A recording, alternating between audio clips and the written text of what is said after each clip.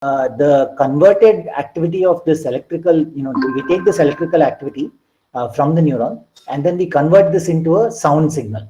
So what you're going to see is what the animal saw in the experiment. This is a monkey experiment where the monkey is looking at a screen, and just for looking at a couple of images on the screen, he's getting some juice. And of course, unfortunately, we can't give you juice for looking at these images, but you will look at these images. This is what the animal saw, and then you're going to hear the activity of a single neuron from this region converted into a sound signal. And so you're going to hear sounds like trr, trr, trr, and basically those are sounds produced by that's the action potential of the neuron converted into an audio signal. Okay, I just want you to see and observe the correspondence between what you see and what you hear over the speakers. Yeah. So let's go ahead with this.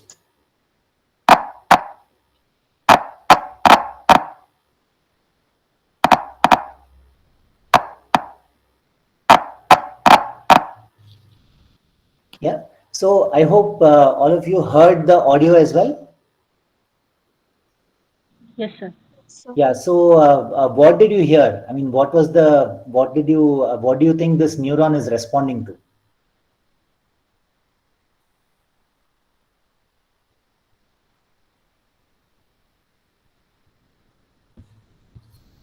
So I think what all of you would have heard is hopefully that this neuron is responding to a bunch of those animal images. And actually what is more interesting here is that this particular neuron responds to in the same way to two views of an object.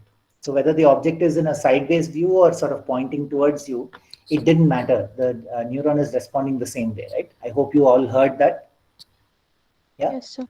So if you now look at, so this is sort of what I want to, the reason I'm showing you is that this is how we listen to the brain at work. That is, the brain is doing some task and we are recording from neurons in the brain, and we can understand how these neurons are responding.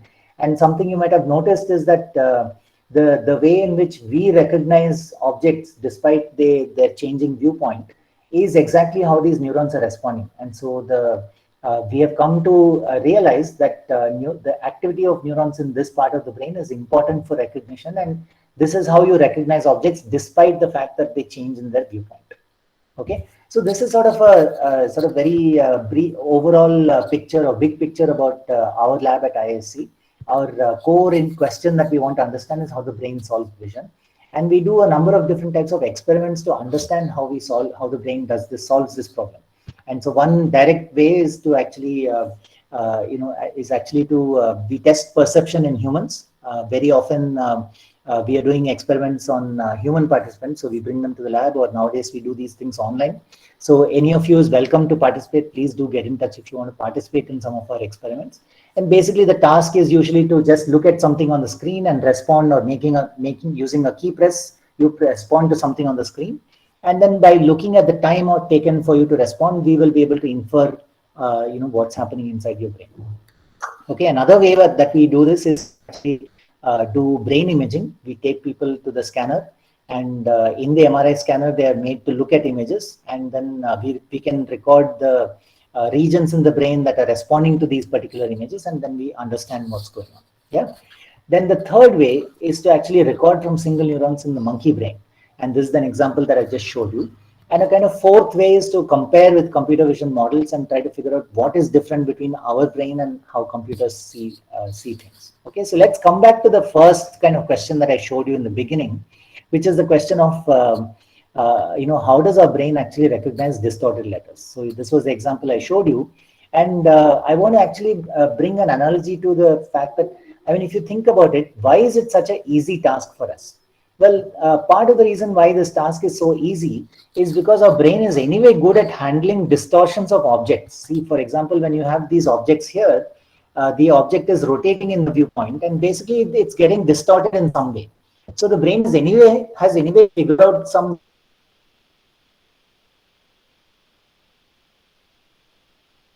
way to recognize distorted objects. So the question is, how is it handling distortions? Okay, so that's the basic question we want to ask in this particular study, and this is done by Harish, who was a postdoc in the lab, and he's off now in NIH in the US. Okay, so now the question was, how do neurons respond to distorted letter strings? Okay, So how do we understand this question? Well, we thought that maybe you have these strings which are shown in one particular distortion, and then if you distort each of these strings, you'll get these two things. Okay, so we thought that, okay, maybe the brain has some systematic way of separating the string information from the distortion information. And this is what is actually put down mathematically here, that you have this response to the combined thing, say for example, response to a particular string at a particular distortion. And we thought that there could be two types of responses. In one case, there's a separable response. In other words, the net response to a particular string at a particular distortion is some function of the string identity times the distortion, some function of the distortion. On the other hand, you could have an inseparable response. So for example, if a neuron or the brain respond uniquely to this one, but not to any of these other three, that will be a kind of inseparable response. Okay, so that was one sort of idea that we wanted to test. The other idea was that maybe the brain will respond to combinations of letters using by relating the response to the combinations to the individual parts. And so this was the basic ideas that we wanted to test. And then we went into the brain and we did those kinds of recordings like I showed you. And here is one example neuron. And what we are showing on the left side is for different positions on the visual field relative to your center of gaze. I'm showing you the response to a bunch of letters. So for example, all of these letters, 7, D, T, Y, K, S, A, G. And these letters are shown in different distortions. And we wanted to say, is the response or is the observed response of this neuron, is it a separable response in the sense that I can predict it as a function of the shape tuning or the letter tuning and the position tuning or distortion tuning? And that's what is shown here on the right hand side. What we are plotting here is the correlation between a sort of separable model to the reliability of the response. And basically what we show here in this experiment is that the response to distorted letters is actually a product of the response to shape and response to distortion, but it's not the sum. So we are actually finding that it's one kind of computation, but not the other kind of computation. Okay. So then the next kind of question that we wanted to ask is, well, how do neurons respond to multiple letters? And again, the same kind of analysis was done. And basically what we find is that the response to multiple letters is a sum, but not the product of single letter responses. So basically that leaves us with sort of two rules for cracking distorted letters. Okay, one rule is to say that the response to distorted letters is a product, but not the sum of shape tuning and distortion tuning. The second rule is that the response to multiple letters is a sum, but not product of single letter responses. And so then we can actually say, okay, if I had neurons of this kind, then can you really read distorted letters? And it turns out that actually, and there's a lot of detail here, but turns out that actually you can.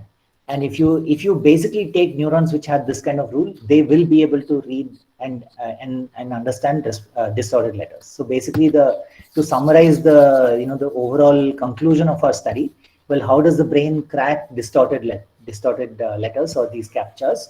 And the answer is that it is somehow separating the style from the content. So in other words, the string identity or the letter identity is separated from the distortion. And by separating the two, you're able to understand which of it is. So that's sort of the overall summary. Yeah. So that's one. Can someone tell me how much till when when is the next talk scheduled?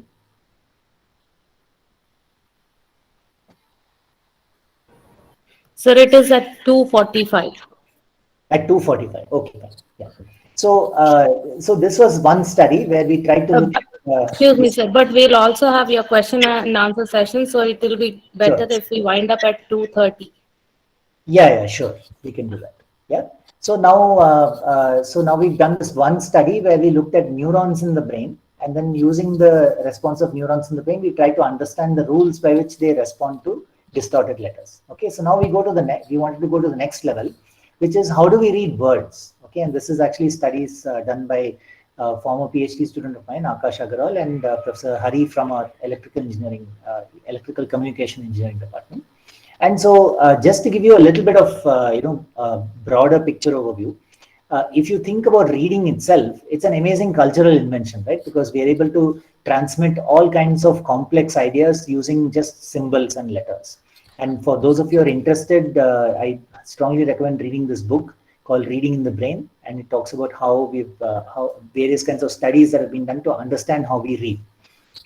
And now because of many studies, we know a bunch of things about what happens when you learn to read. And basically the idea is this, that you look at some particular string of letters, and here are eyes, and in the brain there are a couple of specific regions that respond to these letters, and in particular there's a region that's known as the VWFA, visual word form area, and this region is actually formed when you learn to read.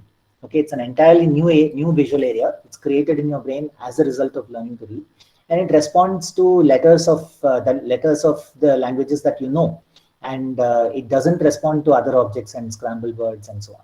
Okay, so that's one thing. And one specific study that we've done is to understand how we read actually jumbled words. Okay, so this is an example. I think all of you would have come across some or the other place something like this, and basically this shows that apparently the exact spelling of the word doesn't matter, right? So you can be reading the word and lots of the words are misspelled here, and apparently it doesn't really matter. And so when people have found this particular observation, when they made this observation, this is a very old observation actually.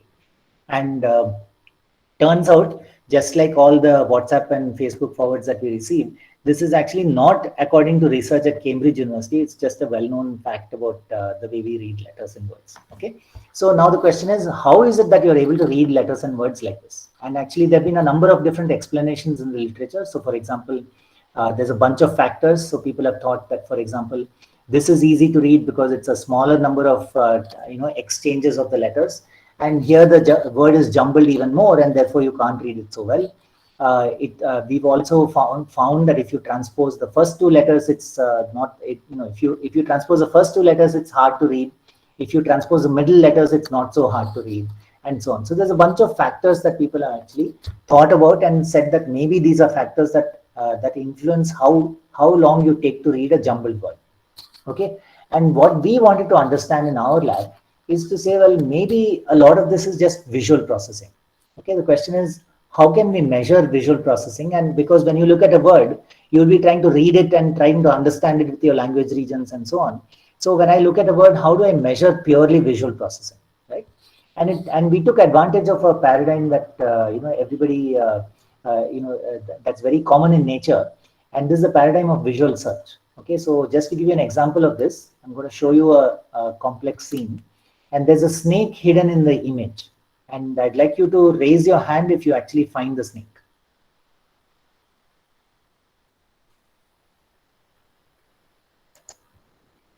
I'll wait for maybe like a couple of hands to come up. So it's very hard to find, and basically this is the whole principle, right? So in visual search, you're looking for a snake, and the snake is hard to find because it's similar to the surroundings. And so because it's so similar to the surroundings, it's very difficult to find. And let me highlight that for you here. Maybe it's not so clear in your screens. Here is the snake. Yeah. And so now that you found it, you can actually see exactly where it is. Okay. So that's the principle of visual search. Many animals actually, seem to have very similar visual systems. So if we can't find something, then they also can't find something. And if you think about it, the snake is hard to find because it's similar to surroundings. So the speed with which you find the snake is an indication of the difficulty or the ease with which how similar the object is from the surroundings. Okay, so basically that's what we use for understanding visual search. And you might be wondering, well, maybe visual search involves reading as well. And so let's see if we can explain the data. So here's the idea that in this array, it's the same principle of visual search. You have to find the odd one out. And if you look around the array, you will find that one odd one out is very easy to find. Okay. And the other odd one out is actually not so easy to find. That's the word which is sitting out here. Okay. And so these are the two odd one outs. And if you think about it, visually speaking, what this means is that the word forget is actually very close to the word forget. And therefore, it's very easy to read this jumbled word and say that it's the word forget. On the other hand, this OFR-GET is actually a string that is very dissimilar visually from the word forget, and therefore it's harder to read. And so that's the principle that we wanted to study. We wanted to establish that maybe a lot of the things that you're able to do with jumbled words are simply because of actually because of your visual system. So how do we actually solve this issue? Because visual search also may be involving some reading. So the question is, how can I measure purely visual processing and reject any explanations that are based on reading this or understanding the language and so on. So the answer for us was to actually build a purely visual model. And using this purely visual model, we want to see if we can explain the data. So let me just go through that for you very quickly. So first of all, we wanted to understand single letters. And so we did the same kind of experiment with single letters. For example, here, it's pretty easy to find the T among N, but it's a little harder to find the W among N. And that's because W and N are similar. Okay. And if you keep doing this lots of times, you will actually be able to arrive at a map of your perceptual space, which is that in this map, there are if two letters are close by, that means they're visually similar. And if two letters are far away, it means that they're actually visually dissimilar. And so that's what you actually just saw here, that T and N are very, very dissimilar, and N and W are actually very similar. Okay, so now we said, okay, this might be how single letters are represented. And so we constructed sort of neurons that would actually embody this sort of idea that some neurons will respond to, in general, what this means is that neurons will respond similarly to W and M, and they won't respond so similarly to N and T and so on. Okay. And now we said that we actually built a model of how neurons combine information. And basically the idea is very simple. The response to multiple letters is a sum of the responses to the individual letters. And using this basic idea, we fit a model. And what we then were able to show is that the dissimilarity between two pairs of letters or two bigrams can be explained using single letters. And actually this goes even much, we're able to explain this in much more powerful ways. So then we can actually now say, using this kind of model, we can actually say that I can explain how long or how easy a word is to read. And so here's sort of the final outcome of this kind of model. You can actually read this, and we can jumble it such that the jumbling is making it harder and harder to read. I can manipulate the reading difficulty in this way, as shown in this by the gray line at the back. Okay. So, and here, for example, we are manipulating the reading difficulty or the time it takes you to read by increasing the amount of jumbling. And in fact, we can even substitute numbers for letters, and still you'll see that you're able to read in some cases, not able to read in other cases, and so on. Okay, so the idea here is that we are now able to predict how long it takes you to jumble a word, how to read a jumbled word. And this is also important for us because if there are people with reading difficulties, then maybe their way in which they're understanding jumbled words or understanding real words is affected in some way, and we can understand and treat these kinds of reading disorders eventually. But right now, this is just a basic establishing of the fact that we seem to be able to read words using the same kind of idea as before, that the net response to a word is the sum of the response to letters. Very simple principle. Yeah. So that's the second study. How do we read words? And the answer is, again, using a separable words. And really, if you take the overall summary of what I've told you, is that the brain is using a complex but separable word for reading and more generally for vision. Okay. So with that, I think I'll wrap up. This is just all the people in the lab who are doing all this awesome kind of work. If you're interested in this kind of stuff, please do get in touch. And these are all the funding agencies that are helping us with funding for our studies and allowing us to do what we are interested in. So I'll stop here, and we can take questions and discussion.